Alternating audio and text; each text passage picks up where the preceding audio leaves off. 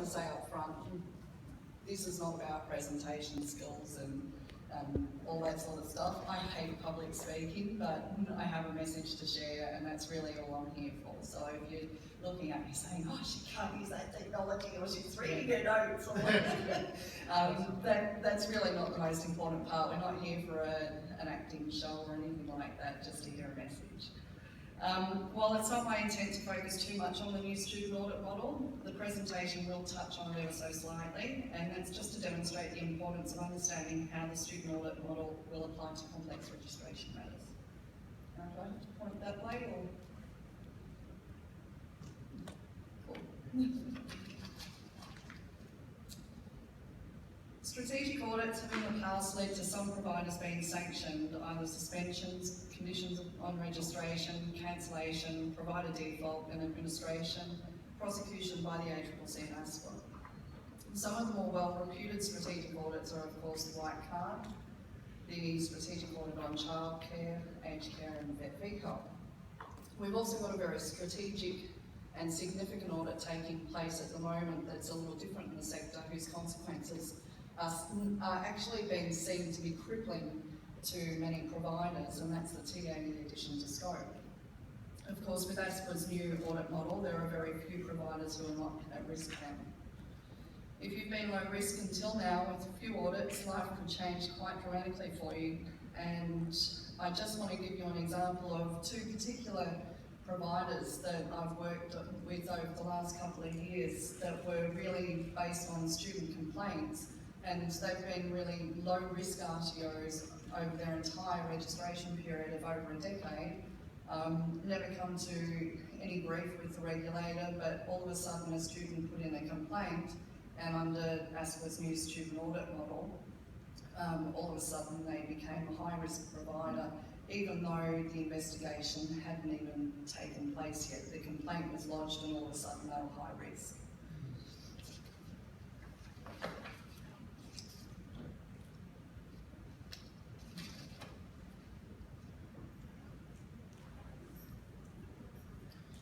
The new audit model is based on the student experience. Before proceeding any further, may I suggest that your website and marketing materials, including all social media, are the shop front to your RTO and potentially your biggest regulatory nightmare right now. You're required to provide a substantial amount of information to prospective students to make an informed decision about their proposed future study.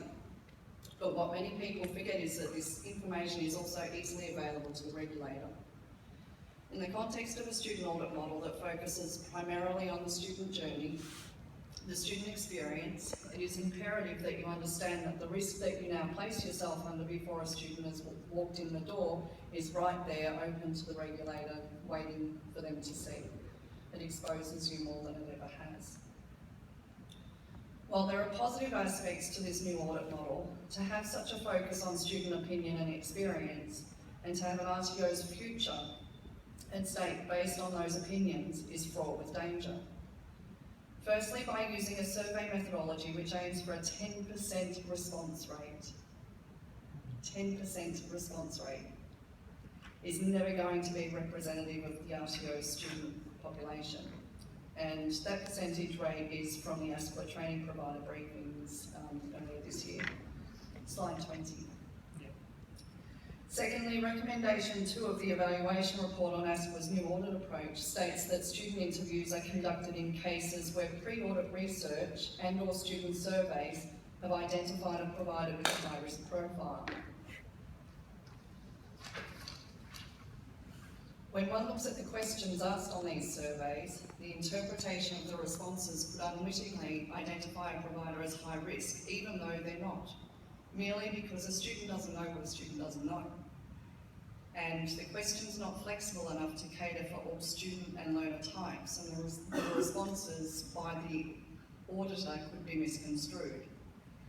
For example, if we take the following examples of questions, a red flag could be waved where many learners are booked through corporate arrangements on behalf of the learner via their employer, a very common scenario, or even international students booking through international education agents and so forth on a pathway. Usually COEs allow up to 9 COEs now for a student offshore, So if you imagine 9 courses before they've even arrived in the country, all that pre-enrolment information, it's pretty easy to understand how that could all get confused and the student no longer remembers what is appropriate to what.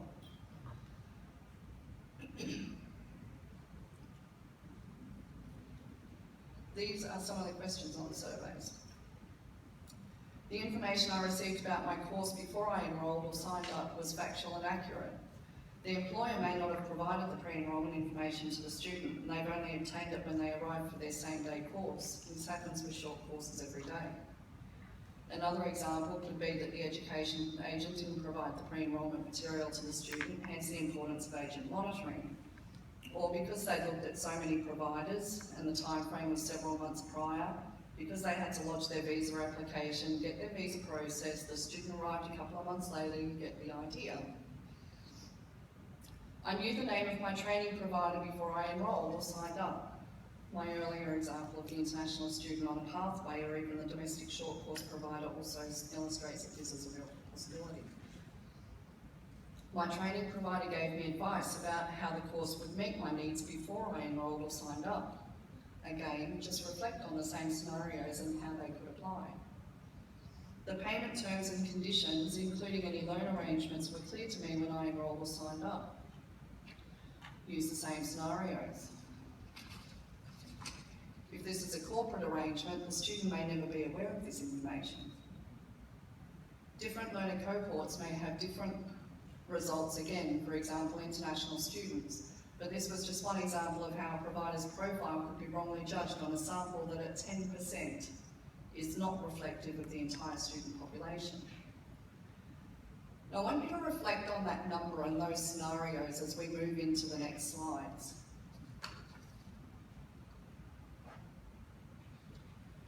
The evaluation report, key findings and recommendations from February 2017 of ASQA's new audit approach on page 9 states, and the emphasis is mine, auditors will need time and practice in making the professional judgments required to ensure consistency in an approach that permits audits to be customised to risk and that requires proportionate considerations with redress of impact.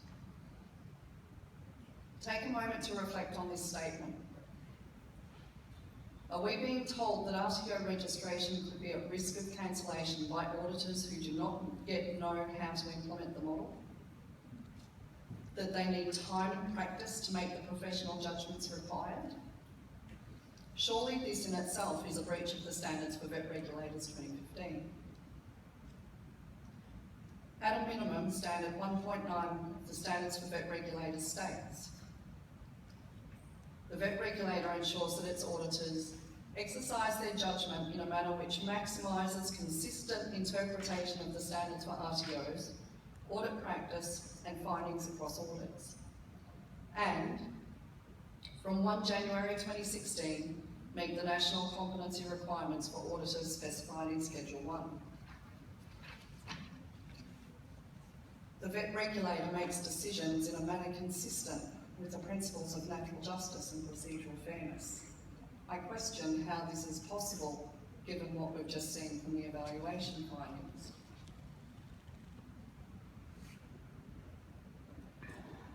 The same evaluation report on page 5 states, and again the emphasis is mine, provides for the audit process to be concluded in a more timely manner and more timely and effective regulatory actions through the reduction of opportunities for RTOs to respond to ASQA's findings of serious concern limited to legal procedural fairness requirements.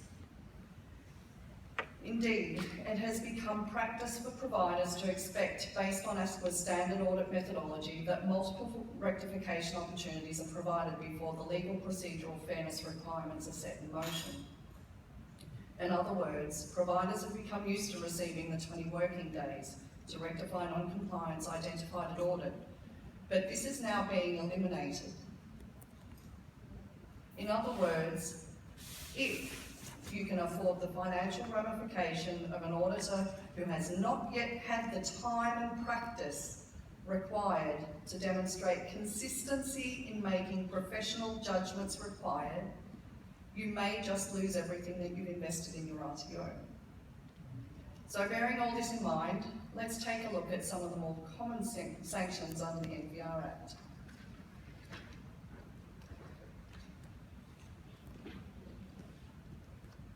These are some of the more common sanctions available under the NVR Act.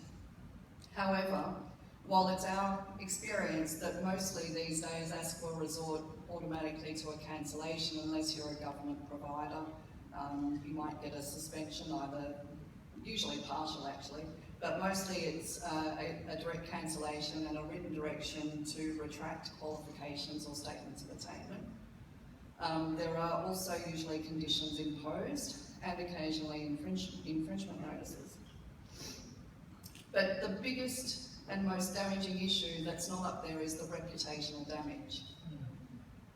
Once upon a time, ASQA waited until the natural justice process had lapsed before they put the name of the RTO and its owners and executive officers on its website in the ASQA regulatory decision table. Several months ago, it retracted that decision, and now, regardless of whether your appeal or your lodgement of an application at the AAT has been lodged or successful, your name's on there. And I don't think many people are aware of that reputational damage. We have heard within the confines of AAT walls that it is the intention of the national regulator to commence implementation of Part 6, Division 1 of the NVR Act 2011 in relation to offences and civil penalties.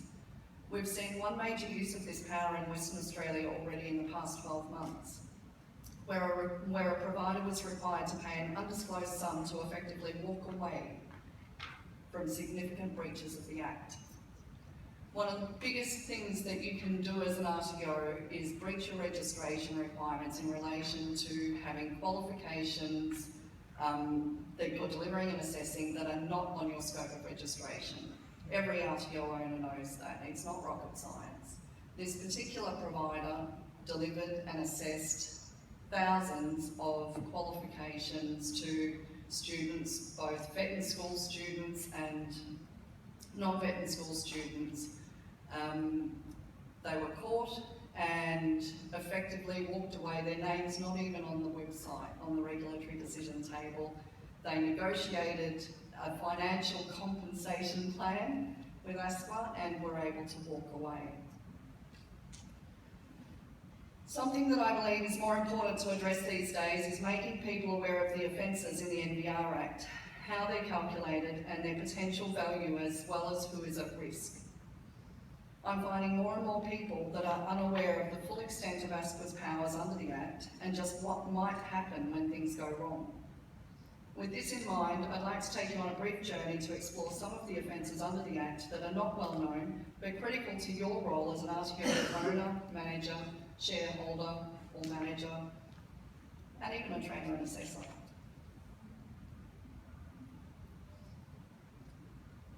It's important to remember that these sanctions are already at ASQA's disposal in the NVR Act, but are not commonly used. It's important to note that currently one penalty unit is equivalent to 180 Australian dollars. This is for each breach. So if you've got 300 students who have been delivered and assessed with that qualification, for example, that fine is 300 times. It's not one. Yes, Majek? It's 8, and I believe the corporate is ×5. We'll come to that. Thank you. So I'm just going to scroll through some of these and make little comments where I feel it's necessary, but I really want you to take this in because not a lot of people are aware of it. And I think that it's really important that you understand that this is already available in the Act. The Act is about to undergo review. This is your opportunity to make comment, regardless of how well it will be accepted. It's probably just another tokenistic attempt at trying to consult with industry, but we've got to give it our best shot. Just a question. To the previous slide with the Chief Executive Officer. When it says for the liability of Chief Executive Officer, is there a change in the fit and proper requirement of the CEO as well? This is actually an executive officer, not a chief executive Ah. officer. Okay. We will come to a copy and paste from the Act of Section 133A, so you'll get to see it. The fit and proper person requirement was recently revised for the vet student loans issue. Yeah. Part of the proposed amendments that are currently through Parliament in relation to the ESOS Act and HESA in relation to fit and proper requirements as well as enforcing or getting a better way of implementing the civil penalties under each of those acts. And we'll come to that a little bit later as well.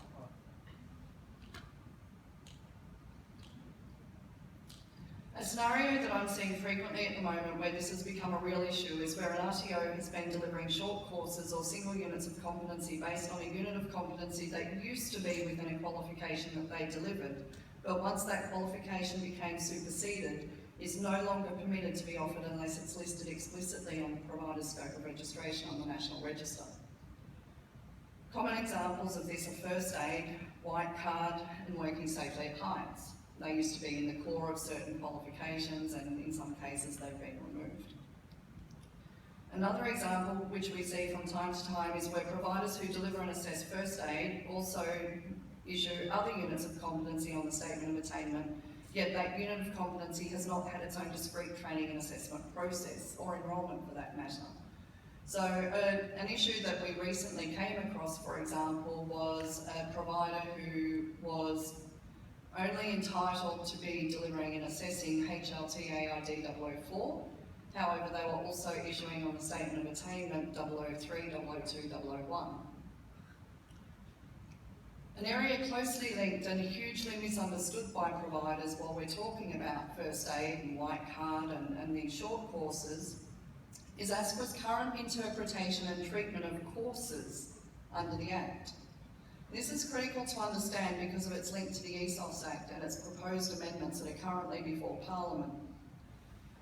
In our experience of the last 12 months, we're finding more and more auditors are interpreting the word course under the ESOS Act to mean any course. So it could be first aid, it could be white card, and their expectation is that you must be CRICOS registered to deliver those short courses. We've had providers who have been delivering first aid to international students because it's not a full-time course registered on CRICOS and they weren't CRICOS providers, it's never been an issue. All of a sudden, ASQA is interpreting the definition of course in the ESOS Act to mean any course, regardless of whether or not it was intended to actually be registered on CRICOS. So in other words, if you've got international students in your first aid courses and you're not a CRICOS registered provider, I'd be getting rid of them pretty quickly.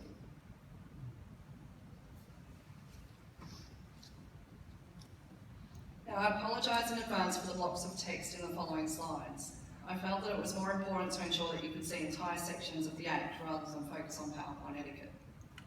For most people in this room, in my experience, this is the first time that they're being made aware of this information, so to see it in its entirety is important.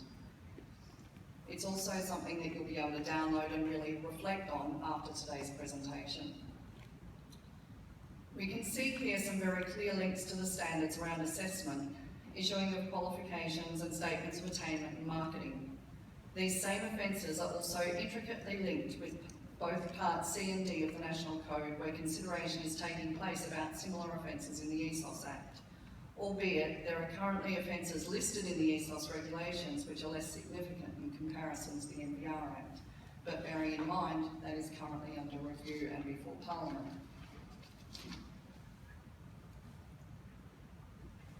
If we reflect on the number of RTOs who are, according to ASQA, not meeting the requirements of Standard 1, including after rectification, this slide is frightening. How much is the penalty unit? Sorry? How much is the 100 penalty unit? One penalty unit is currently 180 Australian dollars.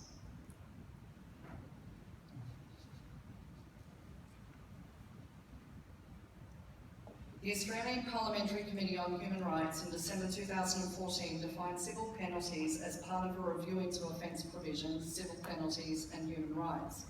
It defines civil penalties as follows. Civil penalties may be broadly defined as punitive sanctions that are imposed otherwise than through the normal criminal process. These sanctions are often financial in nature and closely resemble fines and other punishments imposed on criminal offenders. The major procedural difference between proceedings for criminal and civil offences lies in the standard of proof to be applied. These are generally prohibitions on particular forms of conduct that give rise to liability for a civil penalty enforceable by a court. As these penalties are pecuniary and do not include the possibility of imprisonment, they are said to be civil in nature and do not constitute criminal offences under Australian law. The interesting thing about this is that under the proposed amendments to HESA and the ESOS Act, currently before Parliament, there is significant reference in the tightened fit and proper requirements around notification of any offences and things like that. And it's not just by the CEO or the owners, it actually refers also to managers.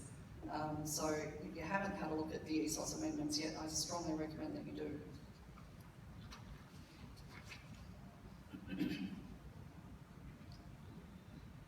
So what is your marketing and advertising currently doing to your compliance risk?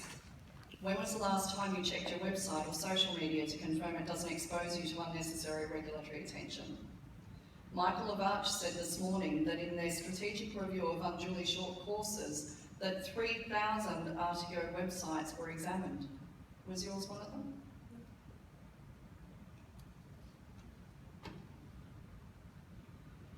Many people I work with have no idea that they could be classified as an executive officer under the Act, nor the implications of being considered an executive officer. As such, we now try and educate our clients as much as possible about this aspect of their role. Think about this definition and try and determine who in your RTO would be considered an executive officer.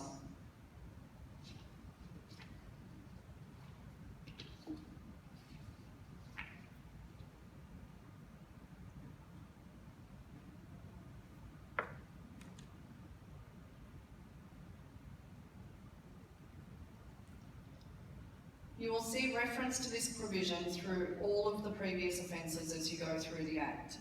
What's important to note here is that if the organisation commits an offence and as an executive officer you knew the offence would be committed and you were in a position to influence the conduct of the organisation and failed to take all reasonable steps to prevent the offence, you could be personally liable for the offence also.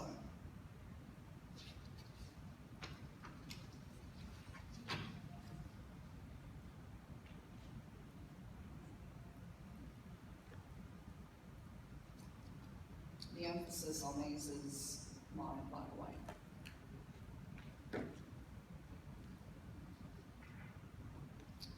Check, I believe these are the provisions that you were referring to earlier.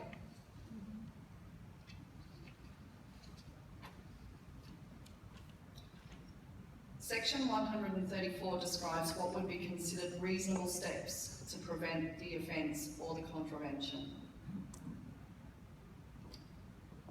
I'll just skip past it because you can download it from the app, and if it's not available in the app and you'd like a copy of the slides, just contact Carolyn and she'll make sure that you get a copy. Otherwise, these have been directly copied and pasted from the Act itself. This table includes the offences that we reviewed earlier, as well as some others that I didn't present but should be reviewed at your leisure. I'm not sure how clearly you can see them at the back of the room. I tried to get them all on the table in the legislation.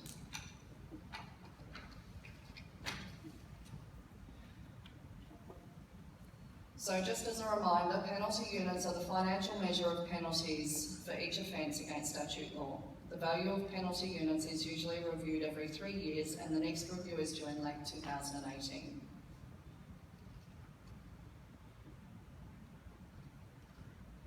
I cannot emphasise strongly enough how critical the experience of your legal support team is in relation to handling these matters when it comes to the potential for your success at the AAT. When I say legal teams, I don't just mean lawyers and barristers. I'm also referring to all parties who support the legal representatives in accumulating the evidence required for your case. My motto has generally been that if the people you were using knew what they were doing in the first place, you wouldn't be in the position that you're in right now. If they had the knowledge and skills, why didn't they implement them in the first place to prevent this from ever occurring? If I had $1 for every client who comes to me at IVETA application time and says, I engaged XYZ to help me with the rectification and it failed an audit, or I just spent tens of thousands of dollars on these resources and they failed audit, can you please discount my services because I've already spent so much money trying to get over this line? And as one client recently said, think before you use anyone to support you and use people who are experienced and check their qualifications and bona fide abilities. And ask, ask, ask. If you get resistance and you don't get offerings by any person, don't consider their services. Never ever trust a staff member that could potentially sabotage a business, and always monitor, monitor, monitor Wendy's words.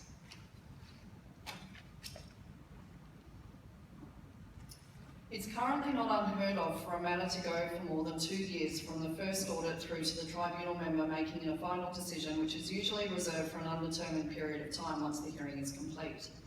You must be mindful of this as you proceed through the tribunal process, particularly in the context that you may have conditions applied to your registration preventing marketing, advertising, new enrolments, amendments to scope, transitions to non-equivalent qualifications, and the potential for provider default in these situations. If you're a CRICOS provider with international students on a student visa enrolled in a superseded course that hasn't yet commenced, you're up for a nightmare time.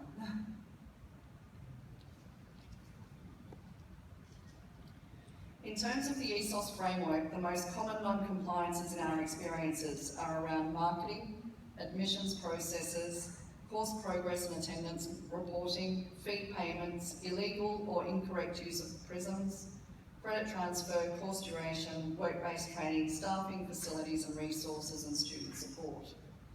Can you see the similarities between these standards and the standards for RTOs? Furthermore, there is a real alignment here with the new Student Audit Model. If you're non-compliant in one, you will undoubtedly be non-compliant in the other. Alarmingly, can you see how all of these areas are aligned with the offences under the NBR Act 2011 that we've highlighted in the previous slides? So if you're breaching one section of the Act, you're almost guaranteed to be breaching multiple, so those penalty units soon add up.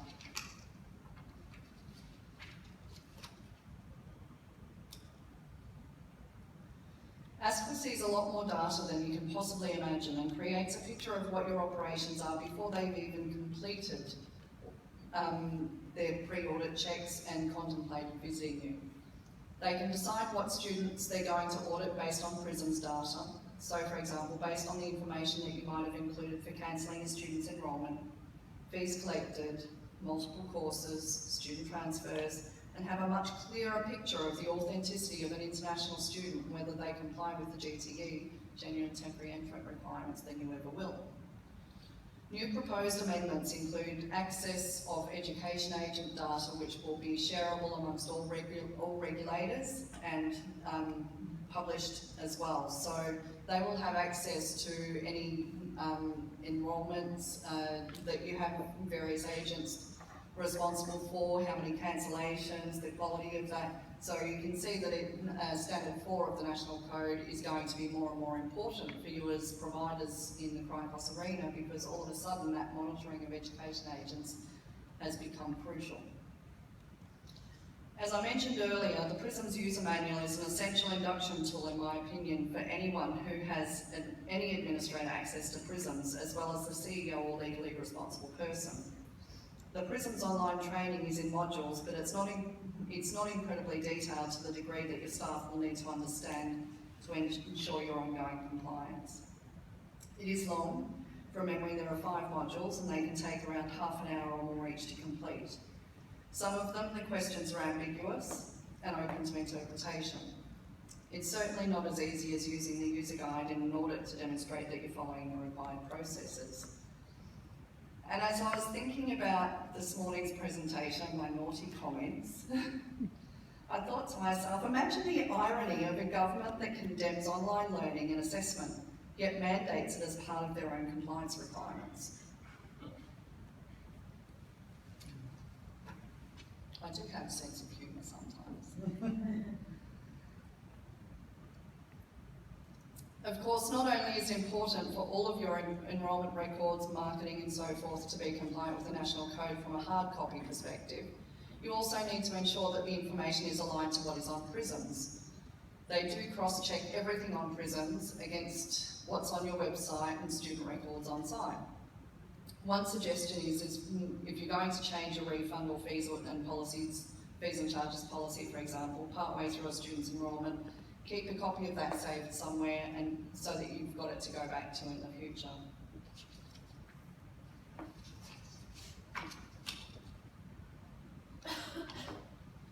You'll remember that I spoke about two providers and their ombudsman matters over the past 12 months. I didn't mention the ombudsman because I tried to sort of breeze past it. Another provider I worked with recently had a clean bill of health for almost 12 years before a group of students unhappy with their vet fee hub arrangements bypassed the provider's complaints and appeals process and lodged a complaint directly with ASPA about the provider. ASPA effectively became the RTO's complaints and appeals process. In the context of ASPA's new Student Audit Model, this is frightening and as one of the main indicators of a provider's right to be registered has the potential to sabotage your business if you're not very careful. And this also applies to disgruntled staff members. We have another client who is Melbourne-based who recently had a rogue training manager who came in with a sole intention, for some reason or other, I don't know what the reason was, but based on the evidence that I saw coming through, their sole intention was to ensure that that provider got cancelled. Currently that provider is sitting on the National Register with no qualifications on scope, because the qualifications were superseded during the AAT process and because they are not allowed to add new qualifications while they're in a non-compliant situation and appealing that decision at the AAT, they no longer have a scope of registration but they remain registered on the National Register. Staffing is a real issue in these matters for a number of reasons, but primarily because staff and potential staff do not want their names associated with these matters. It's incredibly difficult to retain or recruit staff during these times, and in some cases, the staff are investigated themselves by the regulator, and to avoid further scrutiny, particularly if they know they've done something wrong, intentionally or not, they run. So if you find yourself in an AAT process and your staff leave, you're still expected to maintain your registration requirements, your timetabling, your scheduling, your classes, but because people out there in the industry know that you're going through the AAT, it can be incredibly difficult to obtain staff who are qualified, competent, current, experienced and willing to stay the course while you battle this out with ASPA in the courts, knowing that you may get deregistered, they may not have a job.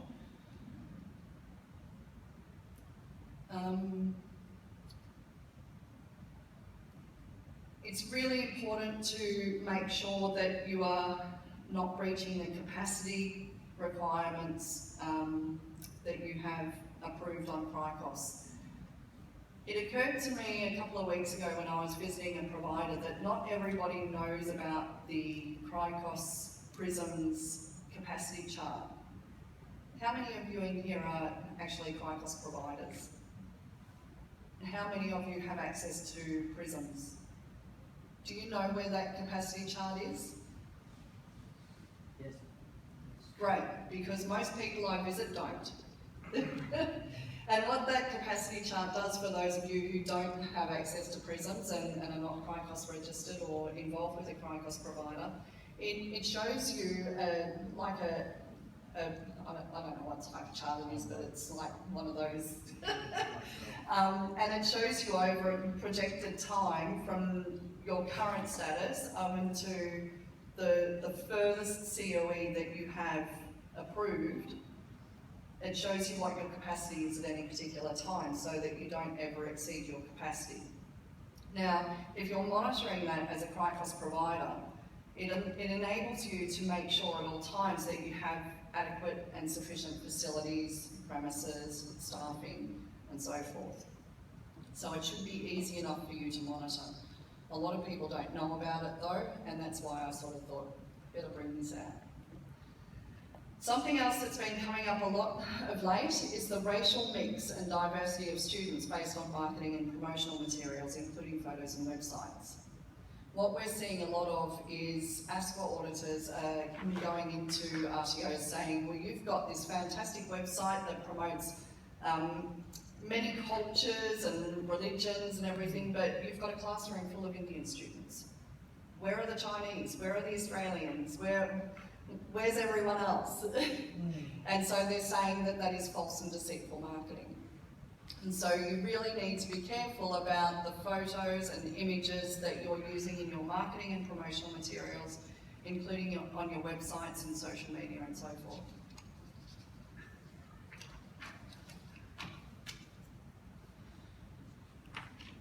Ensure that your students are completing their LLN, complete all areas of their application forms, and look at the documents that they provide.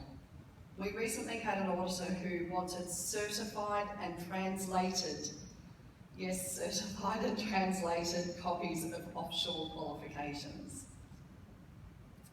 Remember IELTS scores, previous Australian study, visa and passport information that can help you identify non-genuine students.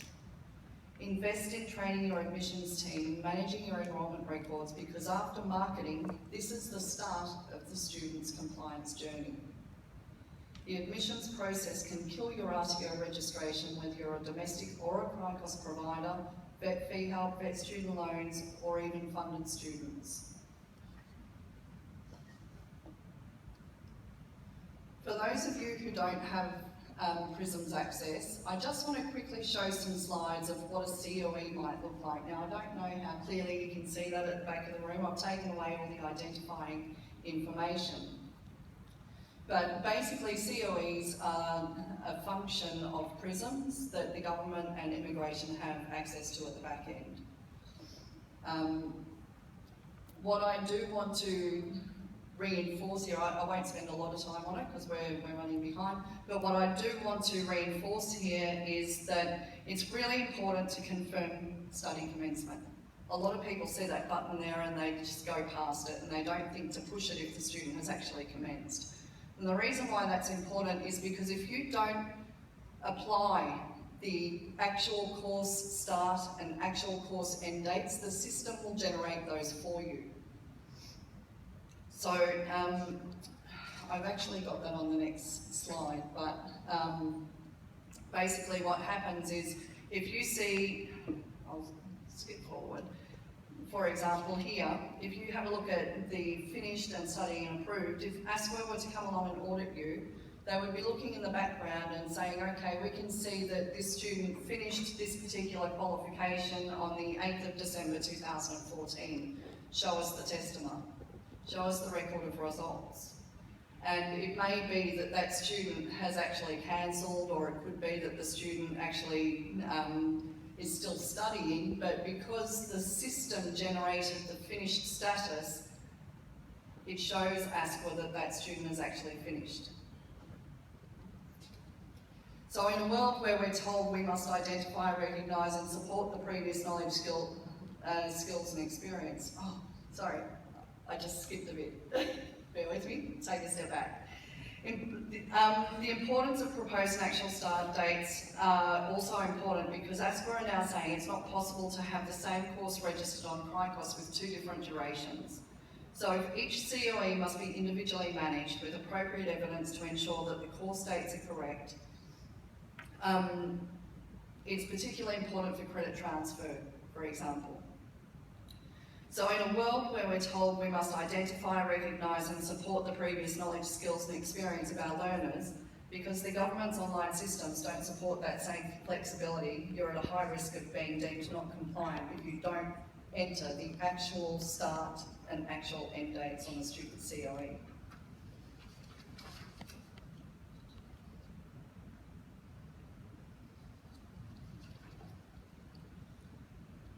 This information is critical and you need to make sure it's correct.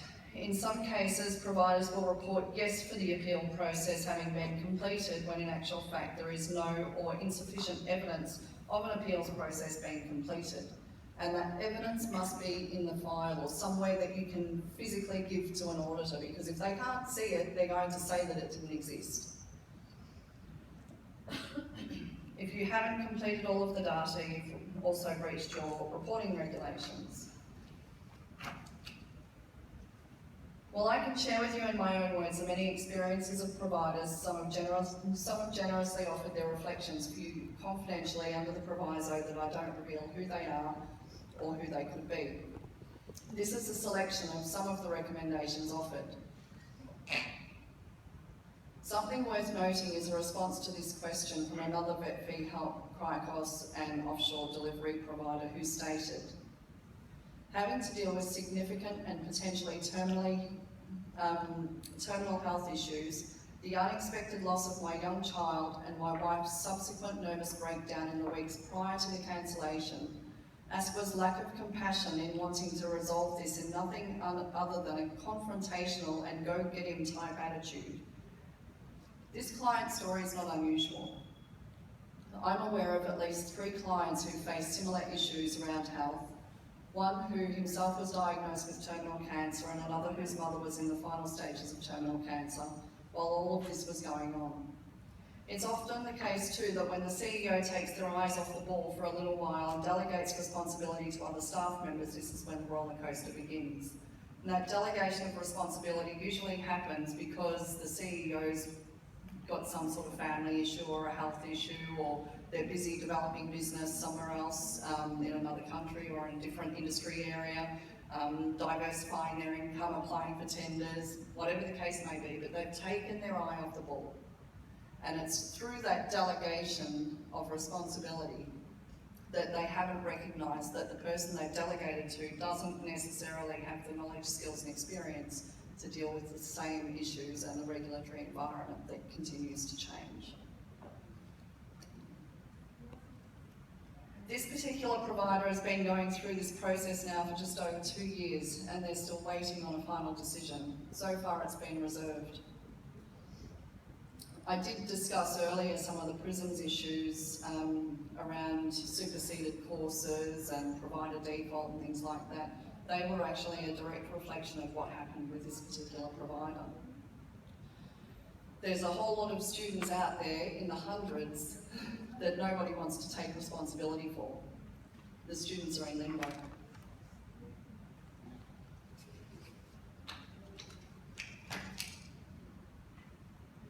This particular provider had engaged for a number of years consultants who were panel auditors for the regulator, qualified accountants, purchased training and assessment materials on the recommendation of their consultant auditor, engaged a law firm to respond to complaints from students which further complicated issues. They engaged a well-known HR company to the vet sector to provide their employment contracts that do not meet the requirements of the Fair Work Act. Brokers who had been approved by ACPET, yet none of this prepared them for what was about to hit them. Their story, due to the vet fee help closure, ended with a provider default because there was no way that they would be able to get through the AAT in time and have their application approved for the new VSL.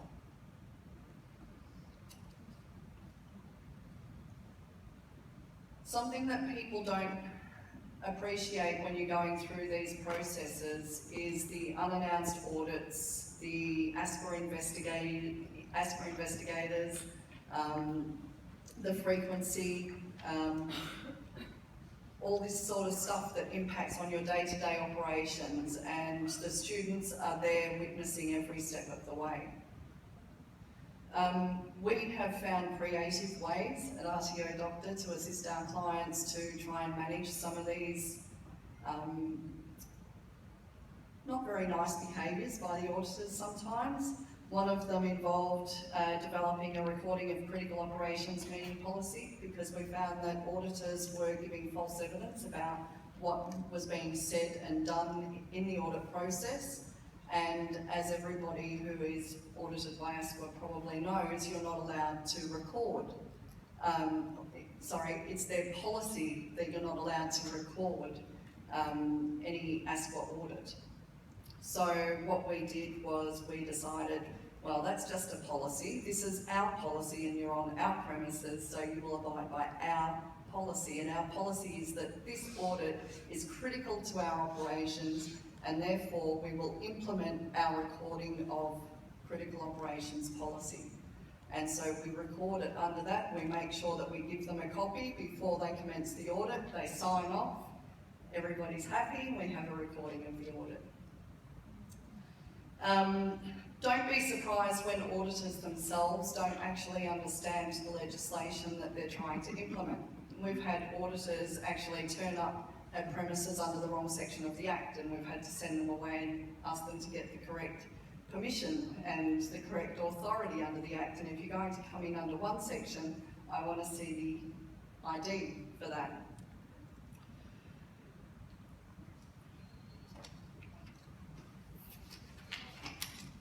So, summary of today's session is the National Code and Prisons compliance can be controlled by ensuring your underpinning RTO compliance is being met. Staff training is essential. Early intervention is preferred. Marketing, admissions and prisons compliance are critical, and it's almost like a shop window for ASQA. So if it's not compliant, it's like waving a red flag to a bull saying, come and get me, because they will. And there's no more 20 working days. As part of the conference, we've been promoting a discounted snapshot rapid audit process. As a special gift for all of those who have attended this presentation, if you'd like a free copy of our marketing approval checklist and marketing approval register, either come and see me after the presentation or see Kaz. We'll have one sent to you after the conference. I'll stay around for a little bit if anyone would like to talk to me one-on-one. And now if you've got any observations, questions or clarifications that you'd like, go for it. Just a comment about there not being any 20 working days now for rectifications. When did that come in, or when does it come in? Because it still applies now. It's already in place. They're saying that it was discretionary and it was never mandated by the regulator to provide that. So it's at ASQA's discretion if they provide you with that or not. Oh, okay. And what we're experiencing is basically anyone who has a non-compliance of standard 1 or standard 2, but mostly standard 1, if you're non-compliant with standard 1, you will automatically get a cancellation notice. That's our experience. Are there any other questions, observations, clarifications that you'd like? I've bored you all to tears. Down the back. Just wondering, how many auditors do they generally sort of come to the auditing process? It really depends, and my experience is that they will know before they've even left their office which direction your audit's going to go in. If you have one auditor rock up and they're quite friendly and easygoing, and you notice that things are really progressing well in the first couple of minutes of your audit, you'll know that everything's okay. But generally speaking, in the first couple of minutes of your audit, you will know. They make up their mind well before they're even at your front door about how your audit's going to progress, based on the evidence that they've seen on your website, your marketing materials, what they've seen on prisons, what they've got from their collected data from complaints that have been lodged, other providers, all sorts of data from all over the place. A lot of people say that they're compliant on their annual declaration of compliance, and so they'll come up with standard 1 always and say, well, you said that you were compliant with standard 1, therefore you haven't put a true declaration in because you're not compliant. So the question was, how many auditors will come to audit? It's unknown. It's unknown, and it will depend. It's at their discretion, And they will determine that before they've even walked out of their office. They'll tell you beforehand, but it's unknown.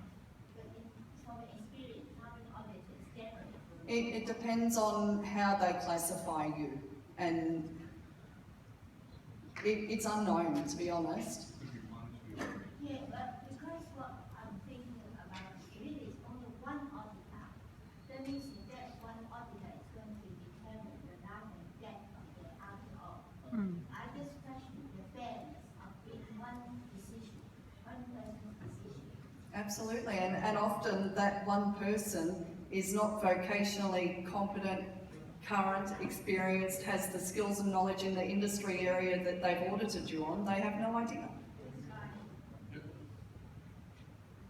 Anybody else? Thank you.